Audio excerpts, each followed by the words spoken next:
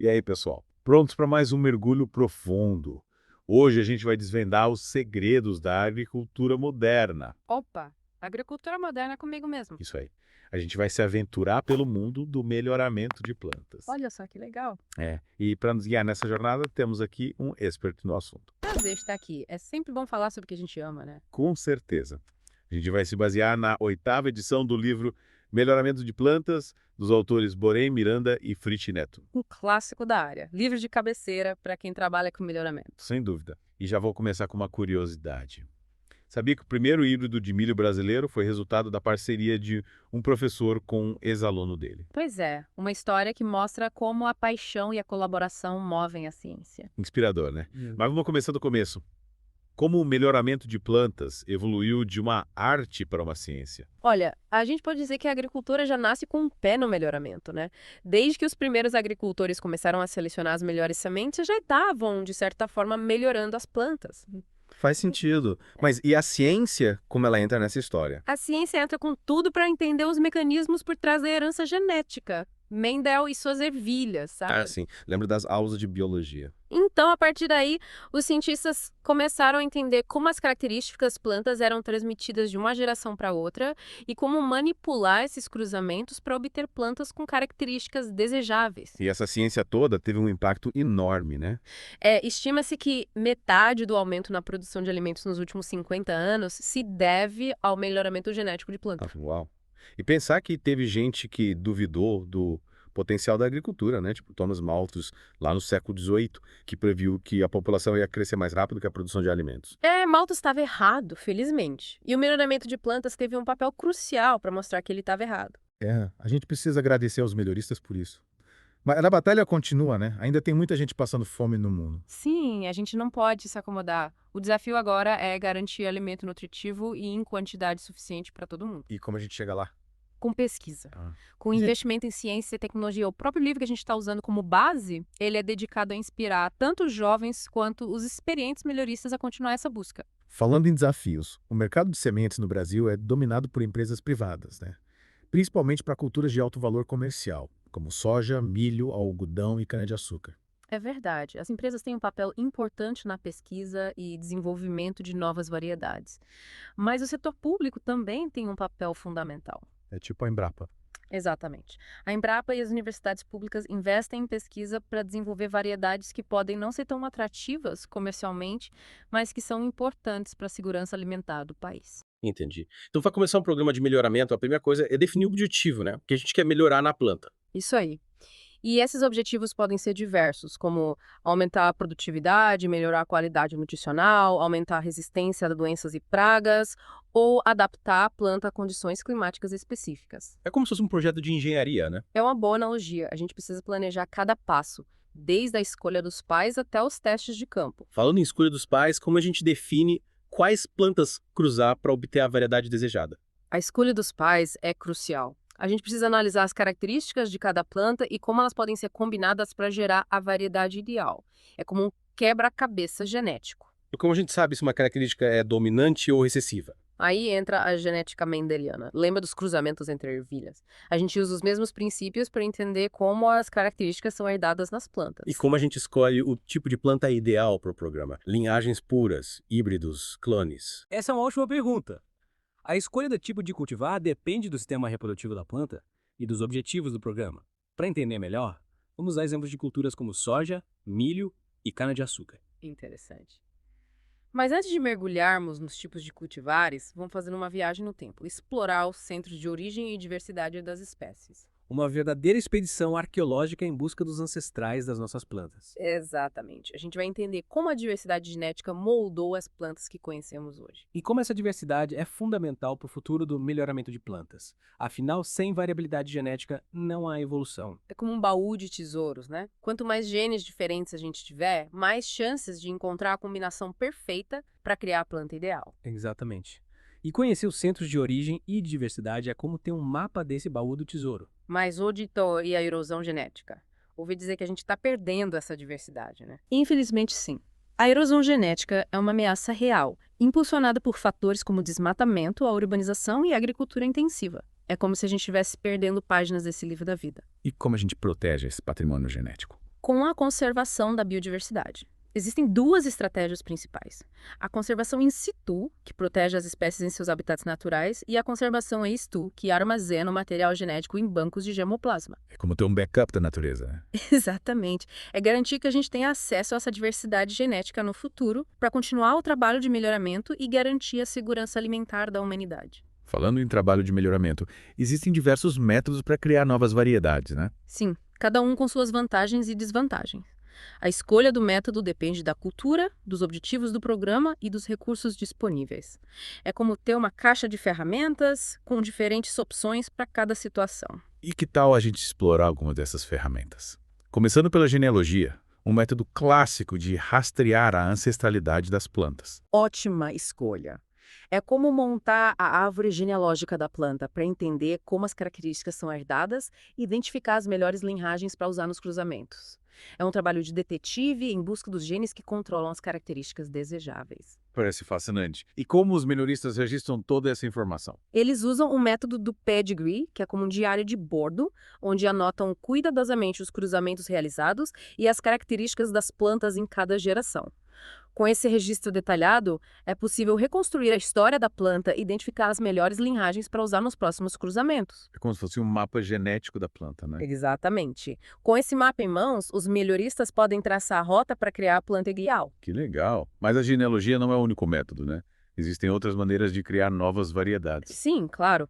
Tem o método da população, que consiste em cultivar um grande número de plantas e deixar que a seleção natural faça parte do trabalho. Ou seja, nesse método, a natureza escolhe as plantas mais aptas. Exatamente. As plantas menos adaptadas ao ambiente ou suscetíveis a doenças e pragas tendem a ser eliminadas naturalmente, enquanto as mais fortes sobrevivem e se reproduzem. É com um treinamento intensivo para as plantas, né? Só as melhores sobrevivem. Isso aí. É como se a gente acelerasse a evolução natural, selecionando as plantas mais aptas para determinado ambiente. Mas esse método não é um pouco lento. Afinal, a seleção natural leva tempo para agir, né? Sim, pode levar várias gerações.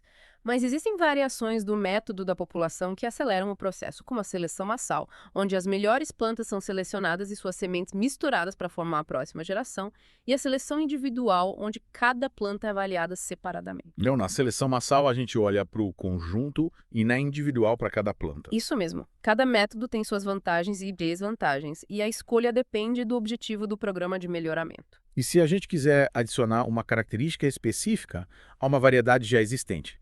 Tipo, adicionar resistência a uma doença em uma variedade que já é produtiva. Aí a gente usa um método dos retrocruzamentos, que é como uma cirurgia genética. A gente transfere o gene desejado de uma planta doadora para uma planta receptora, sem mexer nas outras características da planta receptora. É como um transplante de genes, né? É uma boa analogia. A gente pega o gene da resistência e coloca na planta que a gente quer melhorar. Interessante. Então a gente explorou a história do melhoramento, os objetivos, os desafios, os tipos de cultivares, o senso de origem e alguns métodos tradicionais de cruzamento. Mas as novas tecnologias. Qual o papel da biotecnologia nesse cenário? A biotecnologia é uma revolução no melhoramento de plantas.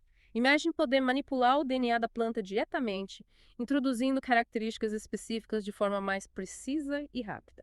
Como ter um editor de texto por DNA, né? Exatamente. A biotecnologia abre um leque de possibilidades que antes eram inimagináveis. E quais são as ferramentas da biotecnologia? Uma delas é a indução de mutações, que permite criar novas variações genéticas. É como acelerar a evolução natural, usando agentes químicos ou radiação para induzir mutações no DNA da planta. E essas mutações são sempre boas? Nem sempre. Na verdade, a maioria das mutações é prejudicial. Mas de vez em quando surge uma mutação que confere uma característica vantajosa, como resistência a uma doença ou aumento na produtividade. É como ganhar na loteria genética, né? É uma boa analogia, a gente procura a agulha no palheiro, buscando as mutações que trazem benefícios para a agricultura. E além da mutação, que outras ferramentas a biotecnologia oferece? A transformação genética é outra técnica poderosa. A gente insere um gene específico no DNA da planta para conferir uma característica desejada. Tipo, inserir um gene de resistência a herbicida. Exatamente. A biotecnologia amplia o leque de ferramentas à disposição dos melhoristas. É um novo horizonte de possibilidades. Incrível. Mas imagino que o uso da biotecnologia também gere debates, né?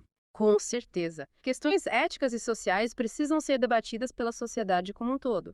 A biotecnologia é uma ferramenta poderosa e precisamos usá-la com responsabilidade. Falando em futuro, como você imagina o melhoramento de plantas daqui a alguns anos? O futuro é promissor. A demanda por alimentos nutritivos e sustentáveis só aumenta, e a ciência precisa acompanhar esse ritmo. Imagina um futuro com plantas mais resilientes, capazes de enfrentar os desafios das mudanças climáticas, como a seca e as temperaturas extremas. Verdade, a gente precisa de plantas que produzam mais com menos recursos. Exatamente. E a biotecnologia terá um papel fundamental nesse futuro, permitindo a criação de plantas com características específicas de forma ainda mais precisa e rápida. É como se a gente pudesse editar o DNA da planta para criar a variedade perfeita, né? É uma boa analogia. A edição genética é uma das grandes promessas da biotecnologia, com potencial para revolucionar o melhoramento de plantas. E que papel as empresas têm nesse futuro do melhoramento de plantas? As empresas têm um papel fundamental na pesquisa, desenvolvimento e comercialização de novas variedades. Elas investem em tecnologias de ponta para criar plantas com características superiores. E como fica a interação entre as empresas e o setor público? A colaboração entre os dois setores é essencial. As instituições de pesquisa pública, como as universidades e a Embrapa, geram conhecimento básico que pode ser aplicado pelas empresas. É como uma parceria em que todos ganham. A ciência avança, as empresas inovam e a sociedade se beneficia com alimentos mais nutritivos e sustentáveis. Exatamente. A colaboração é fundamental para que a gente consiga alimentar o mundo de forma sustentável. E falando em alimentar o mundo, o livro Melhoramento de Plantas nos dá um panorama completo da área, né? Desde os conceitos básicos até as técnicas mais avançadas. Sem dúvida, é uma obra fundamental para quem quer se aprofundar no mundo do melhoramento de plantas. Os autores enfatizam a importância do melhoramento para garantir a segurança alimentar, principalmente diante dos desafios do crescimento populacional e das mudanças climáticas. E eles convidam o leitor a se engajar no debate sobre o futuro da agricultura, a buscar informações sobre os alimentos que consome e a valorizar o trabalho dos melhoristas. Afinal, a responsabilidade pela segurança alimentar é de todos nós. Com certeza. Mas antes de a gente se aprofundar nos detalhes do melhoramento, que tal a gente explorar um dos capítulos mais fascinantes do livro, aquele que fala sobre o desenvolvimento de híbridos? Ótima ideia. Os híbridos são resultado do cruzamento de linhagens puras, e essa combinação genética gera um aumento de vigor e produtividade, conhecido como vigor híbrido ou heterose. É como se a gente juntasse o melhor de dois mundos, né? Exatamente. Os híbridos herdam as melhores características de seus pais, resultando em plantas mais produtivas, resistentes a doenças e adaptadas a diferentes condições de cultivo. Mas o que explica esse vigor híbrido? Existem algumas teorias. Uma delas é a hipótese da dominância, que sugere que os híbridos herdam alelos dominantes de ambos os pais, mascarando a expressão de alelos recessivos deletérios. É como se os alelos dominantes fossem os super-heróis que combatem os vilões recessivos, né? É uma boa analogia. Os alelos dominantes garantem que as características desejáveis se expressem nos híbridos. E qual o exemplo mais emblemático do sucesso dos híbridos na agricultura? O milho, sem dúvida. O milho híbrido revolucionou a produção de alimentos no mundo. E a gente tem uma história brasileira de sucesso com o milho híbrido, né?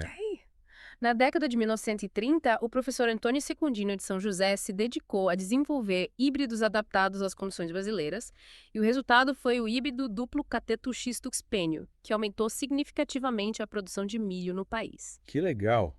E essa história de sucesso se repete em outras culturas. O desenvolvimento de híbridos tem contribuído para o aumento da produtividade de diversas culturas, como arroz, sorgo, tomate e girassol. É como se a gente tivesse encontrado uma fórmula mágica para a agricultura, né? É uma boa analogia. Os híbridos são uma ferramenta poderosa para aumentar a produção de alimentos e garantir a segurança alimentar da população. Mas como toda mágica, existe um truque, né? Qual o segredo para criar esses híbridos? O processo exige investimento em pesquisa e tecnologia, mas os benefícios, como o aumento da produtividade, a resistência a doenças e a uniformidade da produção, compensam os custos. E como funciona na prática o desenvolvimento de um híbrido? A primeira etapa é a seleção das linhagens puras que serão utilizadas como pais dos híbridos. Essas linhagens precisam ser superiores em termos de características agronômicas, como produtividade, resistência a doenças e adaptação ao ambiente. Então a escolha das linhagens puras é crucial. E depois? Depois a gente faz o casamento arranjado entre as linhagens puras. Realizamos cruzamentos controlados, combinando as linhagens com base em suas características e compatibilidade genética. E como esses cruzamentos são controlados? Usamos técnicas de polinização manual, transferindo o pólen de uma planta para outra de forma precisa. É um trabalho minucioso que exige cuidado e precisão. E depois da polinização, como se obtém as sementes híbridas? Monitoramos as plantas cuidadosamente para garantir a formação das sementes. que carregam o potencial genético dos pais. E essas sementes são a chave para o sucesso dos híbridos, né? Exatamente, elas carregam a receita para o alto desempenho dos híbridos. Mas antes de plantar as sementes, o agricultor precisa se preocupar com as doenças, né? Bom, com certeza, as doenças são um grande desafio para a agricultura. E como o melhoramento de plantas pode ajudar a combater as doenças? Os melhoristas buscam desenvolver variedades resistentes a doenças, utilizando genes que conferem essa resistência. É como se a gente criasse um escudo genético para as plantas. Interessante. E existem diferentes tipos de escudo. Sim, a resistência genética pode ser vertical, que é específica para uma determinada raça do patógeno, ou horizontal, que confere resistência a várias raças. É como ter um arsenal de armas genéticas para combater os inimigos das plantas, né? É uma boa analogia, a gente precisa estar sempre um passo à frente dos patógenos. E como os melhoristas identificam os genes que conferem resistência às doenças? Realizamos testes de inoculação, expondo as plantas a diferentes raças de patógenos e observando a resposta. É como um campo de batalha microscópico onde a gente testa a resistência das plantas. Exatamente. E se a planta não tiver o gene de resistência, a gente pode introduzir esse gene usando métodos como o retrocruzamento. Então a gente está sempre buscando fortalecer as plantas contra os ataques dos patógenos, né? Com certeza. É uma batalha constante, mas a ciência está do nosso lado. E além da resistência a doenças, quais outras características os melhoristas buscam nas plantas? A gente busca otimizar a arquitetura da planta usando o conceito de ideótipo. Tireótipo, o que é isso? É um modelo ideal de planta que combina as melhores características para maximizar a produtividade e a eficiência. É como se a gente tivesse um projeto arquitetônico da planta perfeita. Então a gente está projetando planta ideal como se fosse um engenheiro. É uma boa analogia. A gente leva em consideração diversos fatores, como a forma da planta, a disposição das folhas, o tamanho da raiz, a resistência a doenças, entre outros. E essa busca pela planta perfeita já teve resultados. Sim. O conceito de ideótipo tem sido usado com sucesso para melhorar diversas culturas, como trigo, arroz e soja. E essa busca pela planta ideal nos leva a uma técnica fascinante, a produção de duplo-haploides. Exatamente. É como um turbo para o melhoramento de plantas, acelerando o processo de desenvolvimento de novas variedades. Mas como funciona essa técnica? A gente gera plantas haploides com apenas um conjunto de cromossomos e depois duplica esse conjunto para criar plantas duplo-haploides, que são geneticamente uniformes. E por que a uniformidade genética é tão importante? Porque garante que as características desejáveis sejam transmitidas de forma consistente para as próximas gerações. É como criar clones perfeitos das plantas, garantindo que as características superiores sejam mantidas. Entendi. Mas como a gente obtém essas plantas haploides? Existem diferentes métodos, como a cultura de anteiras, o cruzamento interespecífico e a indução de haploidia. E depois de obter as plantas haploides, a gente duplica os cromossomos para criar as plantas duplo-haploides. É como apertar um botão de copiar e colar genético, né? É uma boa analogia. A produção de duplo-haploides tem revolucionado o melhoramento de plantas, tornando o processo mais rápido e eficiente. E com essa técnica revolucionária, chegamos a um ponto crucial. A proteção das novas variedades. Afinal, todo esse investimento em pesquisa e desenvolvimento precisa ser reconhecido e protegido, né? Com certeza. No Brasil, a Lei de Proteção de Cultivares garante aos melhoristas o direito exclusivo de exploração comercial da nova variedade por um determinado período. É como uma patente para as plantas, que protege o trabalho dos melhoristas e incentiva a inovação. Então essa lei protege o trabalho dos melhoristas e garante que eles sejam recompensados pelo seu esforço. Exatamente. A lei também estabelece regras para a produção e comercialização de sementes e mudas da nova cultivar, garantindo a qualidade e a rastreabilidade do material genético. É como um selo de qualidade para as sementes, né? Isso mesmo.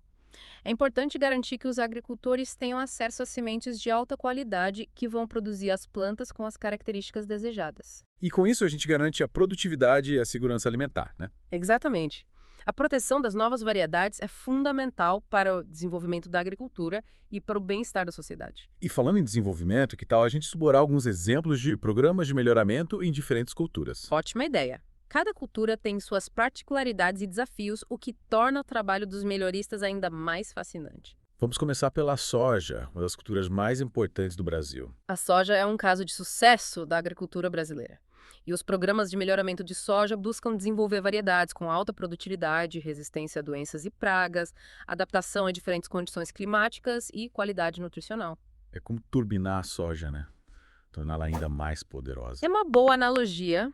A gente busca sempre melhorar as características da soja para atender às demandas do mercado e garantir a sustentabilidade da produção. E que técnicas são usadas para alcançar esses objetivos? A gente usa diversas técnicas, como a seleção genealógica, o método da população, os retrocruzamentos e a produção de duplo haploides. É um arsenal genético à disposição dos melhoristas. Incrível! E além da soja, que outras culturas têm programas de melhoramento de destaque no Brasil? O milho, o algodão, a cana-de-açúcar, o feijão, o arroz e o trigo são exemplos de culturas com programas de melhoramento bem estruturados no país. A pesquisa brasileira tem contribuído muito para o avanço da agricultura. E o livro Melhoramento de Plantas nos dá uma visão geral de todos esses programas. Sim, o livro apresenta um panorama completo do melhoramento de plantas no Brasil, destacando os avanços e os desafios da área. E qual a mensagem principal que os autores deixam para os leitores? Eles enfatizam a importância do melhoramento de plantas para a segurança alimentar da população mundial, principalmente diante dos desafios do crescimento populacional e das mudanças climáticas. Ou seja, o melhoramento de plantas é uma ciência crucial para o futuro da humanidade. Sem dúvida. E os autores também destacam a necessidade de investimentos em pesquisa e desenvolvimento para que a ciência continue avançando e gerando soluções para os desafios da agricultura moderna. E qual o papel do leitor, ou melhor, do ouvinte nesse processo? O leitor, o ouvinte, o cidadão, todos nós temos um papel importante. Precisamos nos informar sobre a importância do melhoramento de plantas, apoiar as pesquisas e valorizar o trabalho dos melhoristas. Afinal, a segurança alimentar é responsabilidade de todos. É isso aí. A gente precisa se engajar nesse debate e buscar soluções para alimentar o mundo de forma sustentável. Com certeza. A segurança alimentar é um desafio global e o melhoramento de plantas tem um papel fundamental na busca por soluções. E por falar em soluções, vamos voltar ao nosso livro Melhoramento de Plantas. Que tal a gente se aprofundar nos métodos de melhoramento? Ótima ideia. O capítulo 6 é um prato cheio para quem quer entender como a gente cria novas variedades. A gente já falou um pouco sobre a seleção genealógica, né? Mas vamos recapitular. É como se a gente fizesse um estudo da árvore genealógica da planta para entender como as características são passadas de geração em geração, certo? Isso aí. A gente acompanha a descendência dos cruzamentos como se fosse um detetive em busca de pistas sobre os genes que controlam as características que a gente quer. E como essa informação é usada na prática? A gente usa essa informação para identificar as linhagens mais promissoras, aquelas que têm maior potencial para gerar as variedades que a gente busca. É como um quebra-cabeça, que a gente vai juntando as peças certas para formar a planta ideal. Isso é característica que a gente quer, não existe em nenhuma das plantas disponíveis. Aí a gente pode usar a indução de mutações para criar novas variações genéticas. É como dar um empurrãozinho na evolução, né? É uma boa analogia. A gente usa agentes químicos ou radiação para induzir mutações no DNA da planta, na esperança de que alguma dessas mutações seja benéfica. Mas e se a mutação causar algum problema para a planta? É um risco que a gente corre, mas por isso o processo de seleção é tão importante. A gente avalia as plantas mutantes cuidadosamente para garantir que elas sejam saudáveis e que a mutação tenha o efeito desejado. É como uma peneira, né? Só as melhores passam. Exatamente. E a gente também falou sobre o método da população, onde a seleção natural entra em jogo. É verdade. Nesse método, a gente deixa a natureza fazer o trabalho de seleção, escolhendo as plantas mais adaptadas ao ambiente. É como se fosse um Big Brother vegetal, né? Só os mais fortes sobrevivem. É uma boa comparação. A gente coloca as plantas para competir entre si e as mais aptas, aquelas que conseguem lidar melhor com os desafios do ambiente, são as que se reproduzem e passam seus genes para frente. E o melhorista pode dar uma ajudinha para a natureza nesse processo, né? Sim, claro. A gente pode manipular as condições de cultivo para favorecer as características que a gente quer. Por exemplo, se a gente quer uma planta resistente à seca, a gente cultiva as plantas com pouca água e as mais resistentes vão sobreviver e se reproduzir. É como um treinamento intensivo para as plantas. Exatamente. Mas esse método pode ser um pouco lento, né? Sim, a seleção natural leva tempo, mas a gente pode usar algumas variações do método para acelerar o processo. Que nem a seleção massal e a seleção individual, né? Isso aí. Na seleção massal, a gente seleciona as melhores plantas e mistura suas sementes para formar a próxima geração. Já na seleção individual, a gente avalia cada planta separadamente e seleciona as melhores para produzir sementes. Ou seja, na seleção massal a gente olha para o grupo e na individual a gente olha para cada indivíduo. É isso mesmo. Cada método tem suas vantagens e desvantagens e a escolha do método depende do objetivo do programa de melhoramento. E se a gente quiser adicionar uma característica específica a uma variedade que já existe, tipo, adicionar resistência a uma doença em uma variedade que já é produtiva. Aí a gente usa o método dos retrocruzamentos, que é uma técnica que permite transferir um gene específico de uma planta para outra, sem alterar as outras características da planta receptora. É como fazer um transplante de gene. É uma boa analogia. A gente pega o gene que a gente quer da planta doadora e coloca na planta receptora que já tem as características que a gente quer manter. É como se a gente pegasse o melhor dos dois mundos, né? Exatamente. E essa técnica é usada com frequência no melhoramento de plantas. Sim, o método dos retrocruzamentos tem sido muito útil para introduzir genes de resistência, doenças, tolerância a herbicidas e outras características importantes em diversas culturas. É uma ferramenta poderosa nas mãos dos melhoristas, né? Com certeza. E por falar em ferramentas poderosas, vamos voltar aos híbridos. O livro dedica um capítulo inteiro a esse tema, explorando os segredos do vigor híbrido. É verdade. O capítulo 22 é um mergulho no mundo dos híbridos, mostrando como eles são produzidos e quais os mecanismos genéticos que explicam o seu alto desempenho. A gente já falou um pouco sobre isso no primeiro bloco, mas vale a pena aprofundar o tema, né? Com certeza. Os híbridos são um dos grandes trunfos da agricultura moderna. E entender como eles funcionam é fundamental para quem quer se aprofundar no mundo do melhoramento de plantas. E a gente tem uma história brasileira de sucesso com milho híbrido. Sim, o professor Antônio Secundino de São José foi um pioneiro no desenvolvimento de híbridos de milho no Brasil. Na década de 1930, ele se dedicou a criar híbridos adaptados às condições brasileiras e o resultado foi o híbrido duplo cateto X-tuspenho, que revolucionou a produção de milho no país. É uma história inspiradora, né? Mostra como a ciência brasileira pode fazer a diferença. Sem dúvida, o professor Secundino foi um visionário e seu trabalho deixou um legado importante para a agricultura brasileira. E além do milho, os híbridos têm sido usados com sucesso em outras culturas. Sim, o desenvolvimento de híbridos tem contribuído para aumentar a produtividade de diversas culturas, como arroz, sorgo, tomate e girassol. Os híbridos são uma ferramenta poderosa para aumentar a produção de alimentos e garantir a segurança alimentar da população. Com certeza. Mas qual o segredo para criar esses híbridos? O processo é complexo e exige investimento em pesquisa e tecnologia, mas os resultados compensam os custos. E como funciona na prática? A primeira etapa é a seleção das linhagens puras que serão usadas como pais dos híbridos. Essas linhagens precisam ser superiores em termos de características agronômicas, como produtividade, resistência a doenças e adaptação ao ambiente. A escolha dos pais é crucial, então. Sem dúvida, é a base para um híbrido de sucesso. Depois da seleção dos pais, a gente faz os cruzamentos controlados, combinando as linhagens com base em suas características e compatibilidade genética. É como um casamento arranjado, né? Mas com um objetivo nobre: criar híbridos de alta performance. É uma boa analogia. A gente busca o par perfeito para gerar os híbridos mais produtivos e adaptados às condições de cultivo. E como esses cruzamentos são controlados? A gente usa técnicas de polinização manual, transferindo o pólen de uma planta para outra de forma precisa, para garantir que o cruzamento seja entre as linhagens desejadas. É um trabalho que exige precisão e cuidado, né? Com certeza. A gente não pode deixar o destino nas mãos do vento, né? E depois da polinização, como a gente obtém as sementes híbridas? As plantas são monitoradas cuidadosamente para garantir a formação da semente que carregam o potencial genético dos pais e garantem o vigor híbrido da próxima geração.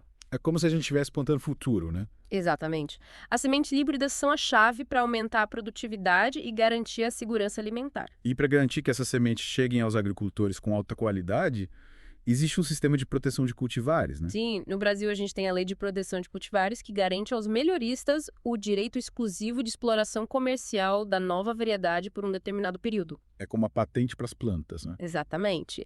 Essa lei protege o trabalho dos melhoristas e incentiva a inovação no setor, garantindo que eles sejam recompensados pelo seu investimento em pesquisa e desenvolvimento. E essa lei também garante a qualidade das sementes, né? Sim, a lei estabelece regras para a produção e comercialização de sementes e mudas, garantindo a qualidade e a rastreabilidade do material genético. É como um selo de qualidade para as sementes, né? Isso mesmo. É importante garantir que os agricultores tenham acesso a sementes de alta qualidade que vão produzir as plantas com as características desejadas. E com isso, a gente garante a produtividade e a segurança alimentar. Com certeza. Falando em segurança alimentar, o livro também destaca a importância dos bancos de germoplasma para a conservação da diversidade genética. É verdade. Os bancos de germoplasma são como bibliotecas de genes, que preservam a variedade de espécies vegetais para as futuras gerações. É como se a gente tivesse um backup da natureza, né? Exatamente.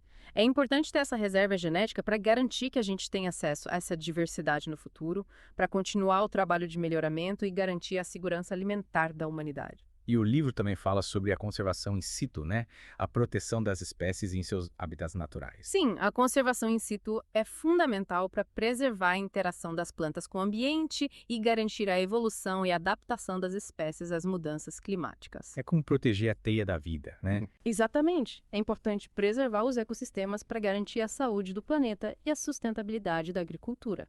E falando em sustentabilidade, o livro também dedica um capítulo à biotecnologia. A biotecnologia é uma ferramenta poderosa para desenvolver plantas mais eficientes e resilientes, capazes de enfrentar os desafios da agricultura moderna. A gente já falou um pouco sobre isso no primeiro bloco, mas vale a pena aprofundar o tema, né? Com certeza.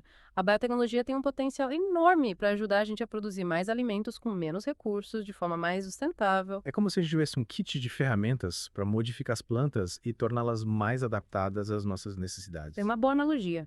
A biotecnologia nos permite manipular o DNA das plantas de forma precisa, introduzindo características específicas que podem aumentar a produtividade, a resistência a doenças e a tolerância a estresses ambientais. E o livro dá exemplos de como a biotecnologia já está sendo usada na agricultura. Sim, o capítulo sobre biotecnologia mostra exemplos de plantas geneticamente modificadas que já estão sendo cultivadas em diversas partes do mundo, como a soja resistente a herbicidas, o milho beta resistente a insetos e o arroz dourado, rico em vitamina E. São exemplos que mostram o potencial da biotecnologia para solucionar problemas da agricultura e melhorar a qualidade dos alimentos. Com certeza.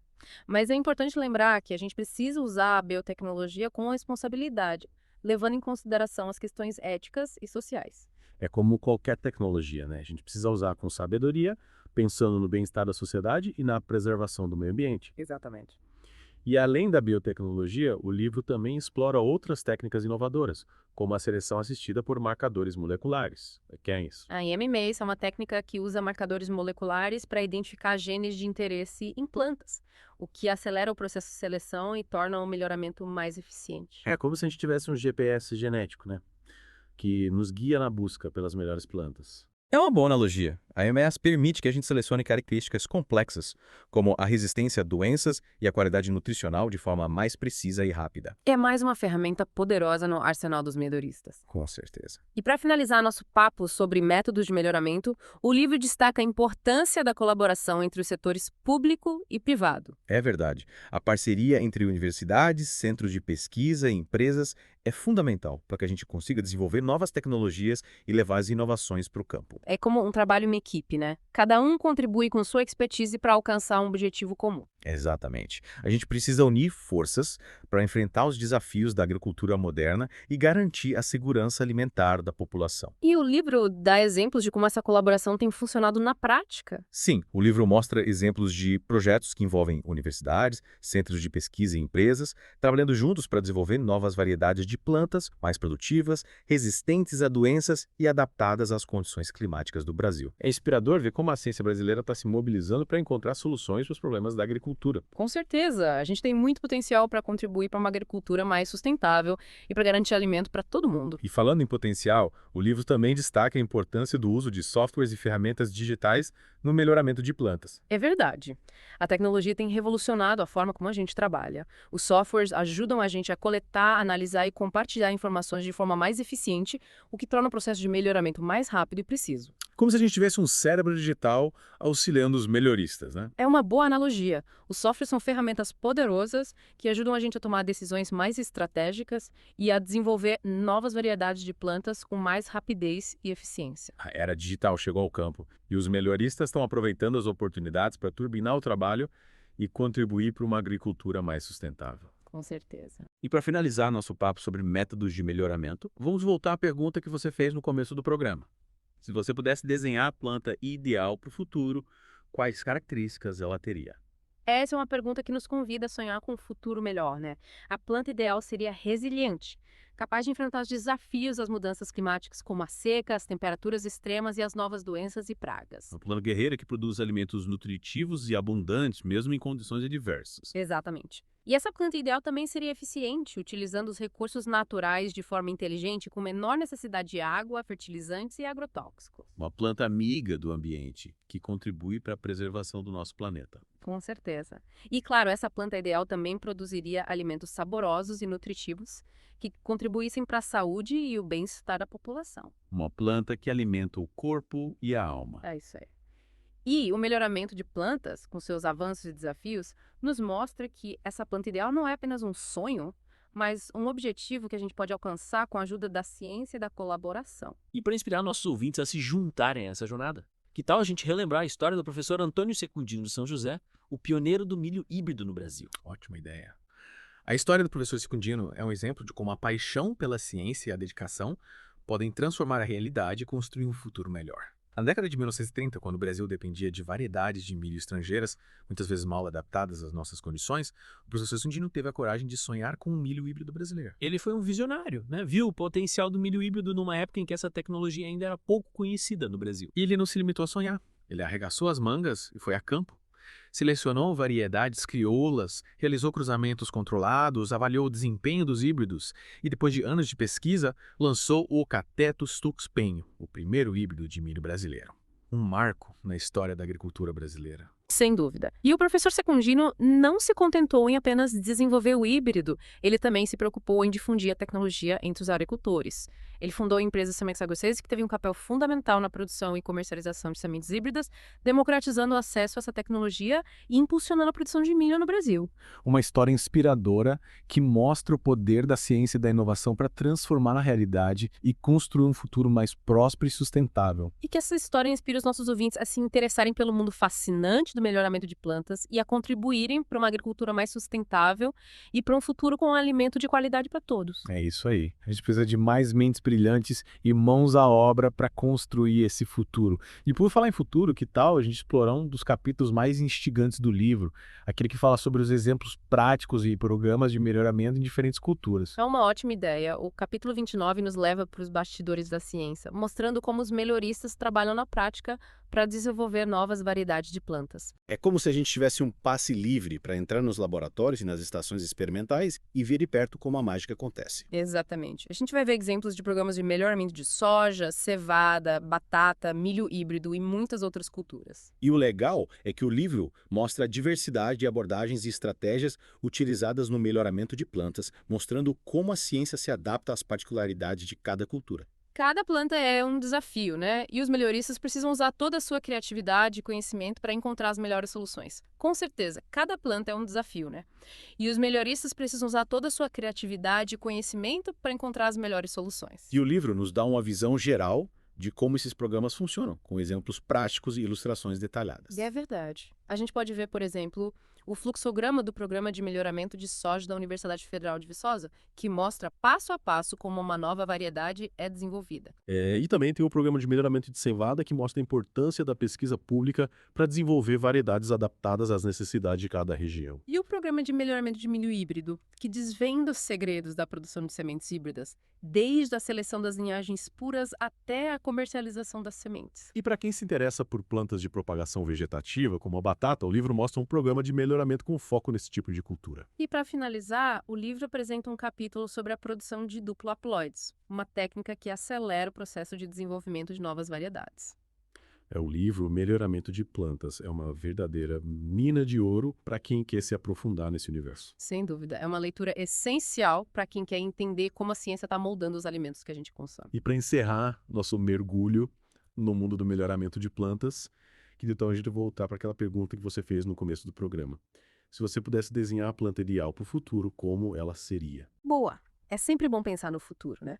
A planta ideal para mim seria uma planta resiliente, capaz de enfrentar os desafios das mudanças climáticas, como a seca, as temperaturas extremas e as novas doenças e pragas. Uma planta guerreira, que produz bastante alimento nutritivo mesmo em condições difíceis. Exatamente. E essa planta também seria eficiente, usando os recursos naturais de forma inteligente, sem precisar de tanta água, fertilizante e agrotóxico. Uma planta amiga do ambiente que ajuda a preservar o nosso planeta. Com certeza. E claro, essa planta ideal também teria que produzir alimentos gostosos e nutritivos que contribuíssem para a saúde e o bem-estar das pessoas. Uma planta completa, que alimenta o corpo e a alma. Isso aí. E o melhoramento de plantas nos mostra que essa planta ideal não é só um sonho, mas um objetivo que a gente pode alcançar com a ajuda da ciência e da colaboração. É verdade. A gente viu ao longo do programa que a ciência tem feito grandes avanços e que a colaboração entre pesquisadores, empresas e agricultores é fundamental para que a gente consiga produzir alimentos de qualidade para toda a população. E a gente não pode esquecer da importância da participação da sociedade nesse processo. É importante que as pessoas se informem sobre a origem dos seus alimentos, que valorizem o trabalho dos agricultores e dos pesquisadores e que apoiem as iniciativas que buscam uma agricultura mais sustentável. Afinal, a segurança alimentar é responsabilidade de todos nós. Com certeza. E para inspirar nossos ouvintes a se engajarem nessa missão, que tal a gente relembrar a história do professor Antônio Secundino de São José, o pioneiro do milho híbrido no Brasil? Ótima ideia. A história do professor Secundino é um exemplo de como a paixão pela ciência e a dedicação podem transformar a realidade. Na década de 1930, quando o Brasil dependia de variedades de milho estrangeiras, muitas vezes mal adaptadas às nossas condições, ele teve a coragem de sonhar com o milho híbrido brasileiro. E ele não se limitou a sonhar, ele foi lá e fez acontecer. Selecionou variedades crioulas, fez cruzamentos controlados, avaliou o desempenho dos híbridos e, depois de anos de pesquisa, lançou o Cateto tospenho, o primeiro híbrido de milho brasileiro. Um marco na história da agricultura brasileira, que abriu caminho para uma produção de milho mais eficiente e adaptada às nossas condições. E o professor Secundino não parou por aí. Ele também fundou a empresa Sementes Agroceres, que teve um papel fundamental na produção e comercialização de sementes híbridas, levando essa tecnologia para os agricultores e impulsionando a produção de milho no Brasil. É uma história que nos mostra que é possível transformar a realidade com a ajuda da ciência, da inovação e da colaboração. E que essa história inspire a gente a continuar buscando soluções para os desafios da agricultura, para garantir alimento de qualidade para todos e para construir um futuro mais sustentável. E com essa mensagem de otimismo e esperança, a gente encerra nosso mergulho no mundo do melhoramento de plantas. Agradecemos a companhia e esperamos que vocês tenham gostado da viagem. Até a próxima! Valeu, pessoal!